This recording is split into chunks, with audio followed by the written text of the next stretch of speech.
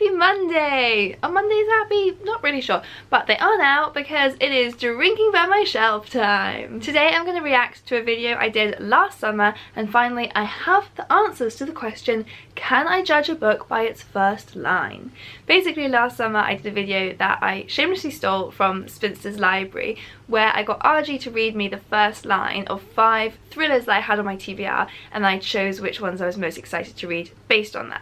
And I have now finally read all 5 books mentioned in that video, and the results of how much I liked the first line versus how much I liked the book were pretty interesting, so I thought I would do a follow-up video. So I will link to that video up in the corner or below, or wherever you want to click it if you want to watch that video in full.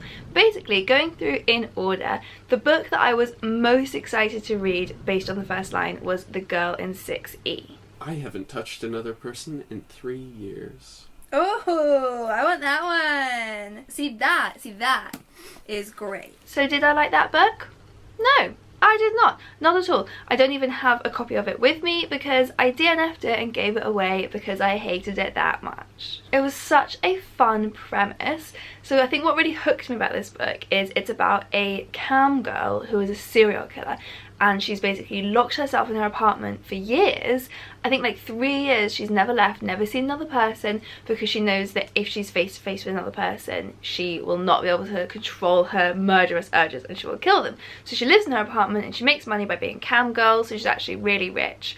And I thought that sounded like fun and dark and sexy, but oh, it was so much. I got bored of the sex scenes because it was just constant sex scenes with no breaks, and the sex scenes are just like, you know, scenes of her by herself on camera. It got to the point where I was like, I actively don't want to read another one because I'm just bored of it, which is impressive to make that boring. And also it was all just, I mean, you know, unrealistic. It's going to be an unrealistic book because that premise is over the top, and I thought that could be fun. But there was just nothing in it that made sense.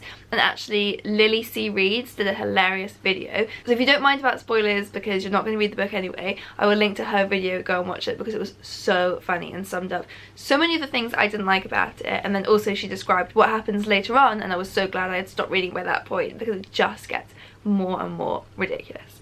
So yeah, great first line, really fun premise, not an interesting book that I would recommend. So that one goes from being at the top based on the first lines to literally at the bottom based on the book itself. The book that I rated second based on the first lines was The Well by Katherine Chanter. I think it's gonna be obvious. The Well has won me back. Alright, The Well has won me back, to be fair, is a strong first line, because what does that mean? And did I like that book as much as I thought I was going to? Again, no. But I actually found it really hard to decide what I did feel about this book. I was torn between giving it a 3 and a 4, because a lot of the time when I was reading it I was just a bit bored. But there was some haunting quality that almost now makes me want to reread it, even though I know I didn't enjoy it that much at the time. It's about a cult, and I love culty things.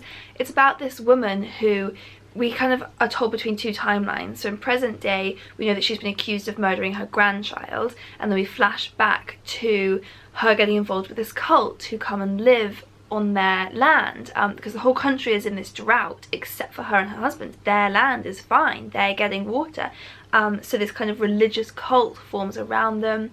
And again, I loved that premise, and the writing was really interesting and haunting, but I just never quite clicked with it. I never quite found it page-turning enough. It is probably one I'll convince myself to read again at some point, and then discover all over again that it's still just a 3-star, like I did with The 7 Deaths of Evelyn Hardcastle. Like, gave it 2 years, reread it, and was like, no, I was right the first time, that's a 3-star book. So yeah, that one's gone from being second top of the pile to currently second bottom of the pile. Okay, the middle of the stack. The book that I was the 3rd most excited to read was The Dangerous Kind.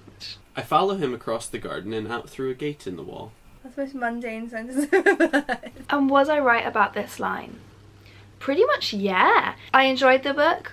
I was interested to keep turning the pages, but it never quite stood out for me. It never did anything particularly interesting. I don't have a copy of it anymore because I did unhaul it after I finished it, because it's one I know I'm not going to read again. So in terms of my ranking, I'm going to put it above The Girl in 6E, obviously, because I didn't like that book and I did like The Dangerous Kind, but I think I'm going to put it below The Well. only because The Well, you know, had something in it that made me want to keep this book, and I was kind of more interested in it. But The Dangerous Kind felt a bit more like generic thriller by the end. Okay, then moving into the lines that I really just didn't like very much. The one that I placed in ranking 4 was My Lovely Wife. She is looking at me. That's it? And was this book as meh as I thought that first line was? No, it was not. I bloody loved it. This was a really dark, twisty thriller about two terrible people, a husband and wife, who are serial killers basically. So it's just like shocking to read, and I love that kind of stuff. But it's also really twisted and turny. This is like Gone Girl meets As Long as We Both Shall Live meets You. I really loved this book. I'm so excited for Samantha Downing's next book, which is called He Started It or She Started It. Really excited to read that one. I thought the first line of this was bland, but the book was not bland at all. So that one has gone from being almost right at the bottom to straight to the top. And then finally, right at the bottom, the first line that I least liked of all of those books was this one, Give Me Your Hand by Megan Abbott. This was 12 years ago. No, you know what? No. And so is this book going to go bottom of my rankings? No, it is not. I really liked this book. I just read this one for Thrillerathon, so I'll link to that below if you want to see my like live reactions.